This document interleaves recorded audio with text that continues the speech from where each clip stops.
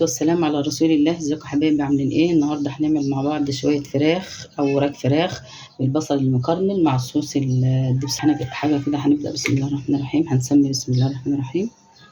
شويه زيت على النار كده حلوين يسخنوا. قبل ما الزيت يسخن انا هنحتاج وراك فراخ او ورك وصدر اللي عندك اشتغلي بيه. طبعا انا غسلاه ومنضفاه بالخل والليمون والملح والدقيق ومخليها بصي مفيش بعد كده. اول حاجه هنعملها هناخد الورك كده هنتبله ايه بشويه فلفل اسمر بس كده،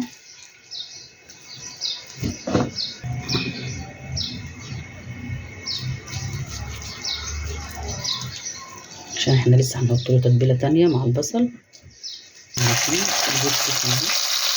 الاول انا بنديله قلبي، انا قلبت الفراخ على الوراك على الناحيه التانية. انا مش عايزاه ياخد لون من هنا، انا يا دوب بس تاخد صدمه عشان لما نحط البهارات عليها وتخش الفرن هتاخد اللون كده طبيعي.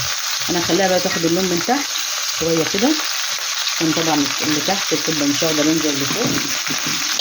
مع نفسها 5 دقايق تاخد اللون بس. البصل مكرمل، البصل بتاعي مقطعاه جوانح او مقطعاه حلقات كده. فاثناء بقى الوراك دي ما بتتشوح كده من تحت هننزل عليها ببصلايه صغيره كده مقطعه حتت صغيره عشان بس تاخد طعم البصل. حبايبي انا خلصت اهو، شوحتها على الناحيتين بالبصلايه بالشكل ده. سيبها بقى ترتاح كده سنه عشان نعرف نتبلها. بس البصل بتاعي وصل للمرحله دي وهيتكرمل في الفرن وكل حاجه. هنا ايه معلقه سكر صغيره كده ملح وهو في الفرن.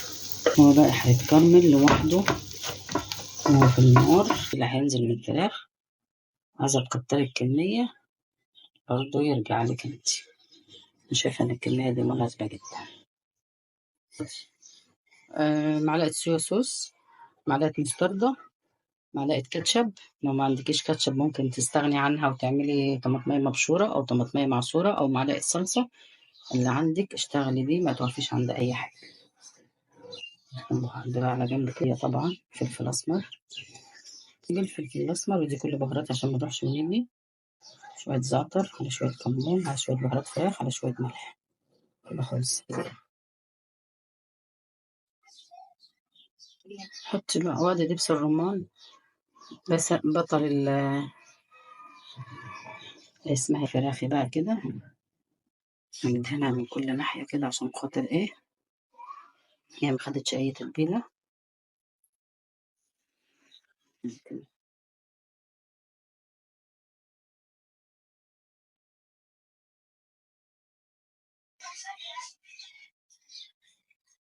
حبايبي صينيه الفراخ اهيت كده خلصت، بسم الله ما شاء الله عليها. هناخد شويه البهريز بقى اللي طلعوا من التحمير بتاع الفراخ ده وننزل بيه كده من تحت عشان ما نبوظش التتبيله. ننزل كده بدبس الرمان كده على الكل عشان البصل ياخد الطعم بتاعه في الفراخ زي ما انتوا شايفين كده. الروعة ده كده. فرن والع على 240 عندك او اعلى درجة عندك. هتاخد بس غلوتين. هي كده الفراخ خدت صدمة والبصل يا دوب متكرمل. مش هتاخد منك اكتر من ساعة الا ربع. تحطيها في الرف الوسطاني. اول ما تلاقيها بدأت تشكشك معاكي كده والفراخ الوراك بدأت تفتح من تحت، لو ما احمرتش افتحي الشواية عليها 10 دقايق وبعد كده طفيها ونشوفها مع بعض وهي طالعة من الفرن ان شاء الله. صينية الفراخ لسه طالعة من الفرن حالا. شايفين الجمال والحلاوة؟ والله ما محتاجة تعبير. بسم الله ما شاء الله، تحفة. بص من جوه ومن بره. بص البصل المكرمل يعني طبعا هي سخنة نار مش هنقدر نقطع ولا حتة دلوقتي حال، بس نستنى عليها تهدى شوية. يلا بقى جربوا الطريقة بتاعتي، ولو عجبكم الفيديو بتاعي وعجبتكم طريقتي بالفراخ بالبصل المكرمل ودبس الرمان ما تنسوش تعملوا لي لايك وشير، واللي مشتركش في قناتي يشترك. وارجوكوا اللايك يا جماعة عشان انتوا مش بتعملوا لايك خالص. ونلتقي في فيديو اخر ان شاء الله.